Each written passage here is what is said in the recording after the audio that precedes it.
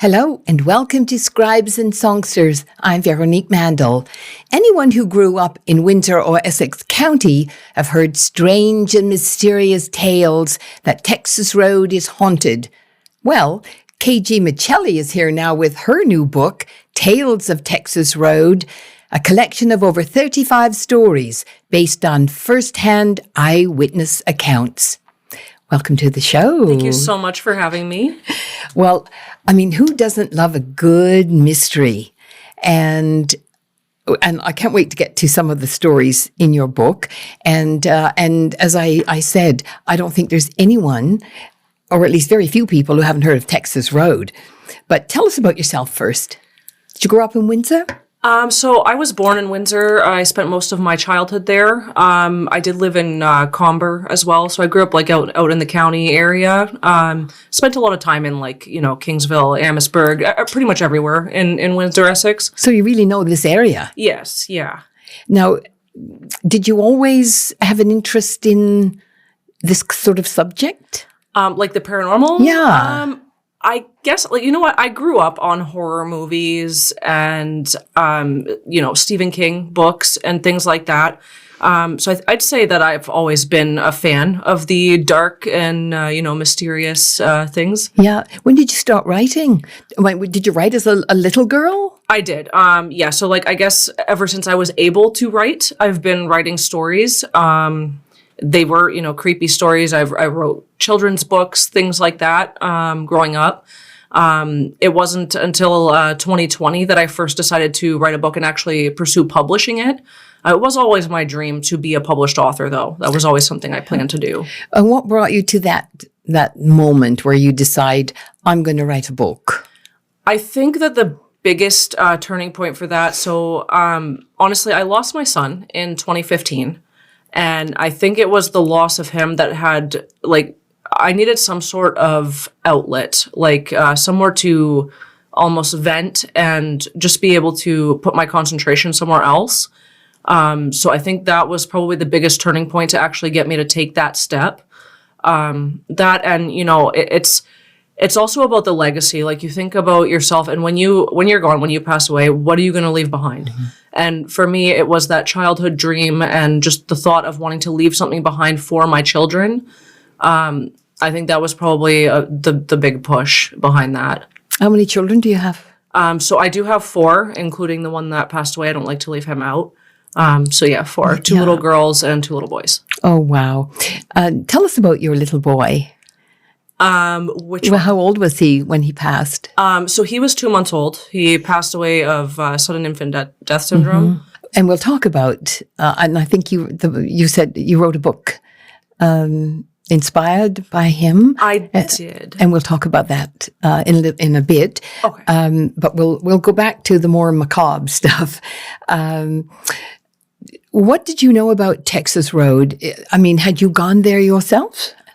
So originally, the first time I had ever heard of the stories was from a family member who had been there and had his own experiences. And that was the original kind of pushing point, was and then I heard his story. And then over time, I was hearing other people's stories and things like that. So eventually, I decided to go down there and check it out myself.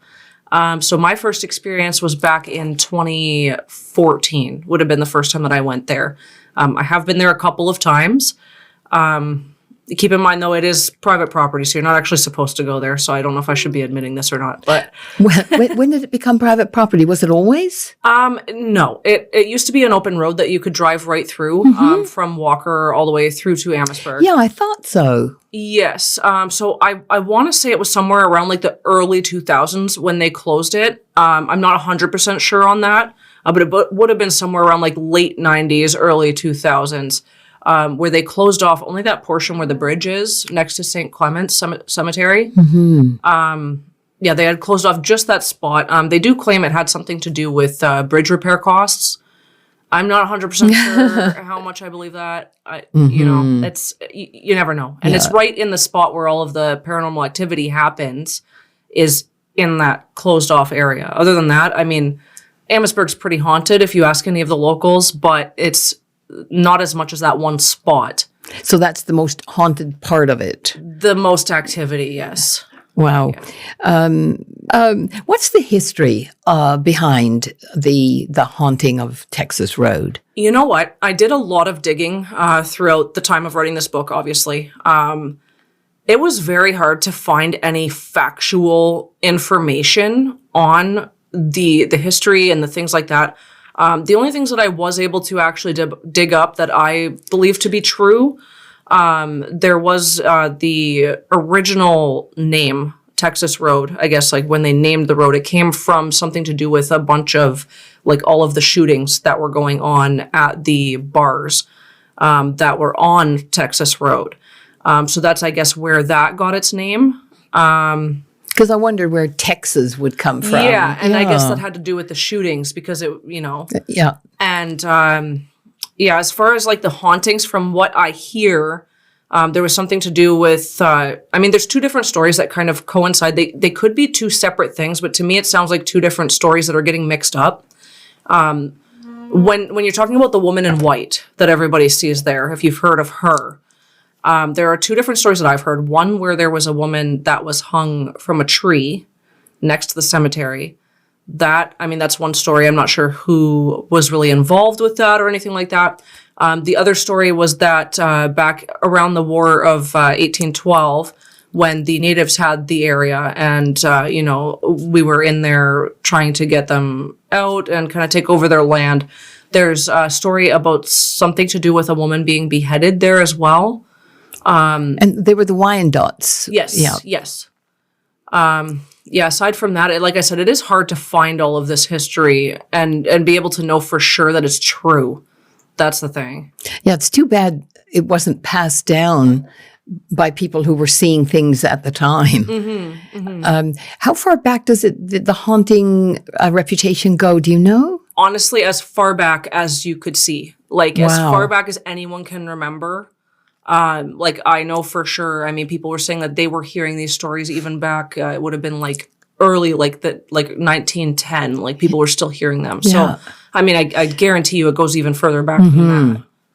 Now, you wrote your own story. Yes. It's Unwanted. Yes. Tell us about it. So yeah, there was a couple different experiences that I had there. So on two separate occasions I had gone there. The first time back in 2014, I went there with my fiance, his cousin, and then two of my friends. So basically what had happened was I parked my car next to the cemetery. I decided to leave it unlocked because my thinking behind that was if something chases me out of the trees, I want to be able to get into the car as fast as possible. No kidding. Yeah. So we're like, okay, so my husband puts the lanyard around his neck and we all walk in. Now at first his cousin's like messing with us and he's throwing rocks out into the trees and all the girls are freaking out like, oh my God, because we're hearing the noises coming from the trees. We can't verify if like what we're hearing. We find out after a few minutes that it's him. So we confront him and we're like, hey, can you stop doing that? Because if something actually happens, we're not going to hear it. From there, we're walking and then all of a sudden rocks start throwing back at us through the trees. We're seeing these rocks landing near our feet and then we're hearing footsteps coming towards us. And at that point, we kind of all got spooked and we're like, okay, we're going to leave. Mind you, this was at like 3:00 in the morning when we had gone there. What were you feeling when you saw that happening? Okay, personally, I'm really hard to scare because I've seen some really, really creepy stuff in my life. So, I'm a hard person to scare. Uh-huh. I guess unless like a full-fledged like monster came right up to my face, like I'm not really gonna. But anyway, yeah, the girls were freaking out. Everyone's kind of on edge. Personally, I just felt like something was kind of coming after us. That was kind of the feeling that I got. So I did want to get out of there. I'm not saying I was comfortable. It wasn't enough to have me screaming and running like some people would. So like at that point we had gotten back to the car and I go to open the door and it's locked. And everyone's like, hey, wait a minute. Where are the keys? I look at my fiance, the keys are not around his neck anymore. And at this point, like everyone's kind of in a panic and we're like, okay, where are they? My husband's arguing with me. No, you had them. I'm like, I didn't have them. You had them. And going through that argument. Yes. Yeah. So we decide that, well, we must have dropped them in the trail somewhere. Somebody did. So we figured it was safer for all 5 of us to go back into the trail together rather than leaving some people out, like in most scary movies where you split up and then things happen. So Yeah, bad things. yeah, so we decided, okay, we're just going to stay together and, just kind of push through this and get through the trail. So yeah, we get about halfway through the trail. We're heading up to the bridge. And in a spot where I don't even think we had walked to at that point, we find the lanyard of keys hanging from a thin little branch on the side of the trail, like eye level, just sitting there. And we're like, honestly, I was so baffled by that because even if someone in our group had decided, hey, I'm going to mess with you and put the keys up here, like, first of all, nobody saw it. Second of all, nobody heard it. Third of all, we didn't stop there. So it made absolutely no sense. And my husband, honestly, he was freaked right out. So I can guarantee you, like, it was not him who just decided. Yeah. And like I said, somebody would have seen that. Why would we strand ourselves out there and force ourselves to walk back through that? Like, so weird. Wow. So weird. Does it give you an eerie, like, Yes. cold down your back? Yeah. At that point, we were like, okay. So we grabbed the keys and we pretty much ran out of there, got in the car. Then, of course, it was having trouble starting. About the 3rd or 4th click, it did fire up, though, thankfully. So then we were able to get out of there. Yeah. Wow. Did you go back again? I did. You're a glutton for punishment? Well, a few years had passed, and I guess part of my mind was like, maybe that didn't actually happen the way I thought it happened, And I was talking to some other friends about it, and they didn't really believe me. So I was like, I'll take you over there right now. I guarantee you something will happen. So yeah, the second time we had gone there, it was mostly like fog that we had seen and voices. I was hearing voices in my ear. Which one of the things, I don't know, I guess I'll bring it up here. One of the stories, I don't know if you caught onto it while you were reading this book. My story, I mentioned in there that a gargly, almost a wolf-like voice said, "Get out." Yes. There was another story in the book, if you noticed, where another girl had gone through there and the exact same voice said the exact same thing to her. Yes, that creeped me out. Yes, and you can imagine, like, I was the one, I'm reading her submission, and immediately I was like, chills, Yes. I'm like, whoa. So I actually messaged her and I sent her a picture of my story, which no one had ever heard. Like, I never told anybody this. I never wrote it down, nothing. And I sent her mine, and both of us are just freaking out. That was something else. That kind of like solidified what I heard. And it's like, hey, I wasn't just thinking I heard that, I heard it, Because the inclination is for people to say, oh, well, I'm imagining it, or you've imagined it. But when you've actually been there, felt it, heard it, whatever, it certainly puts a whole new perspective on it. Yes. Yeah. You realize, hey, I'm not crazy. Yeah. Like it makes it reality almost, where you're trying to almost deny that it was real to yourself. And then, something solidifies it. Now, there's another story called Trick of Light. Trick of the Light. Yeah. Trick of the Light. Tell us about that. Just a summary.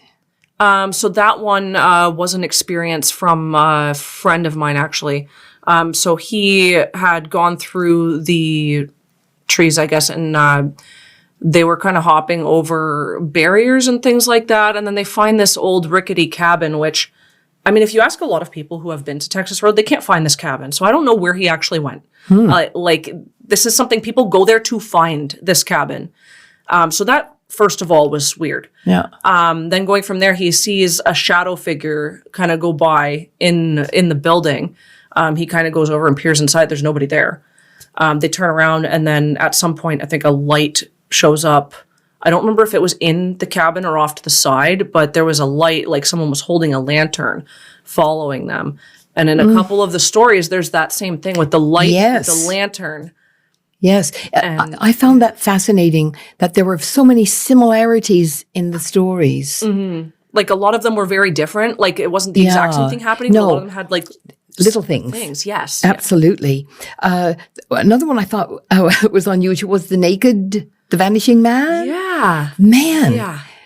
Tell us a little bit about that. We don't want to give away all the stories because obviously we want people to read your book. People had seen this naked man walking through the fields, and apparently they had seen him multiple times. Like, I remember she had told me that it must have been at least like 5 or 6 times within like a month or two that they had seen the same man, and they kept thinking, hey, maybe he's having a medical issue, maybe there's a problem, but when they would stop to try to help him, he'd be gone. That to me is weird. What I also found interesting, and you must have found this, in so many of the stories, or if not all of them, people start to see or hear weird things and they keep going. I mean, me, not so much.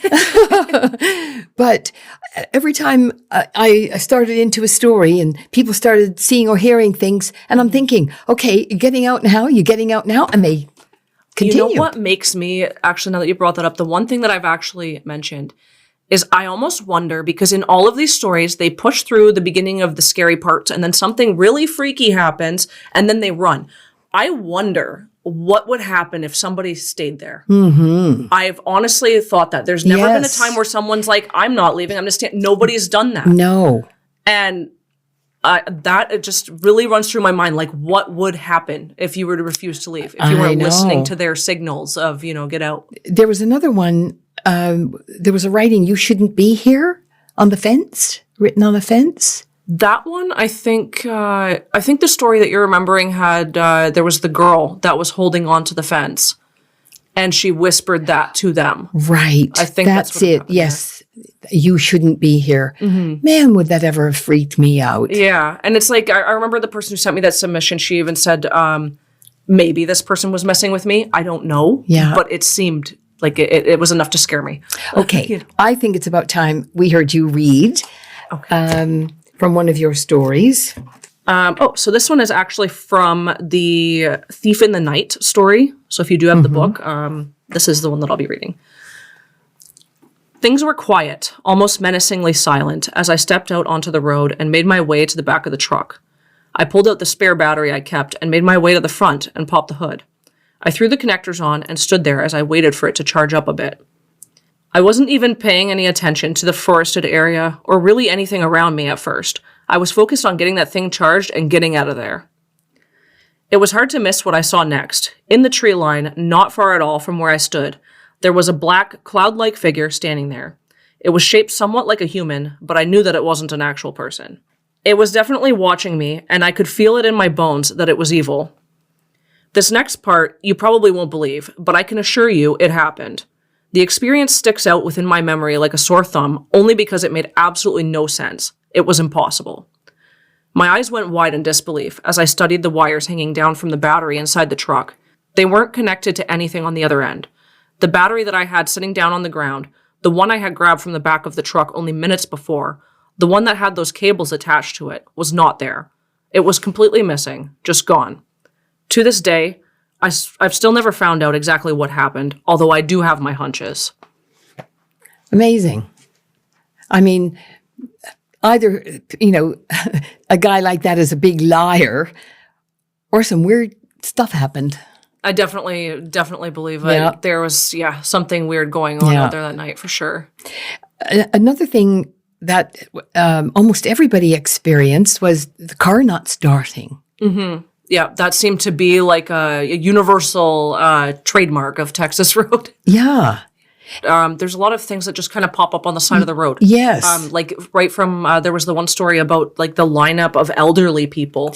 Yeah. Walking, like just so weird things. That was another thing that sort of gave me the creeps. Yeah. Yeah. There was another thing, the giant pale white horse. Yeah. Was, somebody thought that was an illusion that they saw, but it was there. He knew for sure that what he saw was physical in front of him. This person was a skeptic. Like the person who gave me that story, he was completely a skeptic. He just basically gave me that because it was more of something strange. It's just out of the ordinary, And it seems like some things that happen at Texas Road, they're not necessarily scary or paranormal. It just seems like there's like weird coincidences out there. It's like every time that someone goes there, there's something weird that happens. And to me, I don't think that's just like a mental thing where, their mind's playing tricks on them, because some of it seems way too real. Yeah. Tell me about the cemetery. The cemetery itself, I personally have walked through it a couple times. I've never experienced anything weird. I do know that the first time I went there, which I didn't mention in my story because I actually had forgotten about it until after I wrote it. But in my original story, the first day we had gone there, I saw a man standing in like the tree line while we were in the cemetery, and he was holding like a pitchfork or something like that with like an old farmer's hat on, watching us. Now, at the time, I didn't think anything of it. I really didn't until people started saying the farmer, like they would see like this, and he wasn't real kind of thing. And it didn't really catch me until then that I was like, wait a minute, I saw that guy too. But in the time, I thought it was just someone walking by doing some yard work. I didn't think anything of it. Yeah. And do many weird things happen in that cemetery? That seems to be a bit of a focus. I actually find it to be less than the bridge. Yeah? Like the cemetery, bridge, yes. the cemetery does have some stories, but I find it's always towards the trees, or like 99% of what I'm hearing is in the trail near the bridge. It's not even, I don't even think it's the cemetery that has the majority of that, which is weird. Wow. And before we go to some of your other books, people's electronics would go off. Yes. And that seems to be something, if you look into anything paranormal and it has to do with ghosts, anything like that, there's always that thing where they have some sort of control or power over anything electrical, anything that involves electricity or anything like that. Yeah. I do think it had something to do with the energy there, or something. That would make sense. Yes. Yeah, that's my personal opinion on that. So many great tales. Now, we mentioned that you've got other books. In fact, you've got, how many did you write? 7, 8? So I have 8 books out so far. Yes. Since 2020? Yes. That's amazing. I released, I think last year, I must have released at least like 5 of them just last year. Wow. So there was a bit of a break where there's a couple years I didn't, and then it was like the 1 year there was just a lot of releases. Do you have a favorite? Or tell us about a couple. Well, my favorite is definitely Tales of Texas Road. That one's more of my baby, I think. It's just my favorite topic, you know. Other than that, my other one that I like would be I'm Still Here. This was the one that took me the longest to write. It is a full-length novel. This one actually won an award at the International Impact Book Awards. Oh, congratulations. Thank you. That's awesome. Yeah, that one, it won in Arizona, so I actually went there, and I have a big trophy at home I could have brought here, but that's great. Can you give us a brief summary? So this one's basically, it's more of a psychological thriller, so it is fiction. Basically, it's about a girl who grew up in the city, spent her whole life in the city. Her mom decides that they're going to move out to the county. On the way there, she gets into a pretty bad car accident. She does wake up from the accident. From there, she starts to hear weird voices and see weird things, stuff like that, things that are just kind of messing with her mind. So a lot of the book is her trying to figure out what's going on. So it is a mystery as well as suspenseful and thrilling. There is a lot of twists. So I've heard from everyone who's read it all the way through. They have told me that the end is not what they expected. And it threw them through like a roller coaster, because it was like every time you thought you knew what was happening, there was like another twist. There's like 3 or 4. Well, I'll look forward to reading it. Thank you. And another one. So another book that I have is, I'll bring up The Cursed Rock, actually. So this is my newest book. This one came out actually after Tales of Texas Road. Oh, wow. So this book is a story that my daughter wrote. She is 11 years old. She wrote a story for school, and she came to me one day and she said, "Hey, Mom, can you turn my story into a book?" Wow. So that's what this is. Me and her kind of sat together. We changed a little bit of her original story, made it a little bit more suspenseful and longer. But her original story is actually in the book, spelling mistakes and all. Oh, that's terrific. Yeah. So that one's more for her, definitely. Yeah. Do you see her as having a writing career? I do. Everyone tells her she's going to be a writer like me. Everyone says it. She's a straight A student. I 100% I could see it. And Angels Above Us. Okay, so this one is the one that we wrote. I wrote this one in memory of my son. So this one, it's not just me who wrote it. There was multiple people who had sent me in poems and just different pieces and letters to their loved ones. So this one is more of a tribute to people that have passed away and people wanting to keep their memories alive. So basically they can keep that going through this book. you know. Oh, yeah. What are you working on now? Right now, what I'm working on? Oh, too many things. Okay, so I guess the two things right now, my main focus is Tales of Sandwich Town. So that one right now I am collecting submissions. So if anyone has had any stories, anything, you know, the Windsor Jail, Mackenzie Hall, the cemetery, the streets, even if you had a house in Sandwich Town where there was creepy things going on, just get a hold of me. And, you know, if you can send me in a story, and that'll help kind of get the book going. That one I'm thinking the release will probably be around October or November. I'm hoping for the fall. Yeah. That's what we're aiming for. How many hours, would you spend writing? Do you spend big chunks of your day? I do. It depends on how like hyper focused I am into it. Some weeks I will be like, I get home from work at 5 and then I'm, make the kids dinner and then I'm writing. Like sometimes I stay up way too late doing it. Yeah. So I'd say like 6 hours a night at certain days of the week. Yeah. But then sometimes, you got to give yourself that break. So I'll try, hey, I got to limit myself here. 1 hour. Well, tell us where people can get your books. So they are available. All of my books are available on Amazon. It really depends on which book we're talking about. So they're all on Amazon. Tales of Texas Road is available at the River Bookshop in Amherstburg, as well as Storytellers Bookstore on Ottawa Street in Windsor. And it is also available at the Carnegie in Kingsville, at where the Art Society is out of. And then that one's, on Amazon as well. It will be available most likely on the Barnes & Noble website as well. Oh, fantastic. Once I'm finished getting everything ready for it. Yeah. And we're looking at getting it into some other locations, so hopefully soon. But yeah, all of my other books are available. Amazon, I'm Still Here, is available on pretty much anywhere that you can order a book. Like this one is on Barnes & Noble, I believe Target's website, and it's on, what was the other one? On Indigo. Fantastic. Well, congratulations. And I wish you all the best. You've got some great stories in there. Thank you so much. Thank you. Well, that's it for another version of Scribes and Songsters. And please do look for KG's books. Great tales. Thanks to our Scribes and Songsters team. Producer Brian Sweet and technical producer and editor Gary Glass. Grateful thanks to Tony Toldo and the Toldo Foundation, and to Neil and Tina Queering for their support. Thank you for watching. Hope to see you soon, right back here on Scribes and Songsters. I'm Veronique Mandel. Bye for now.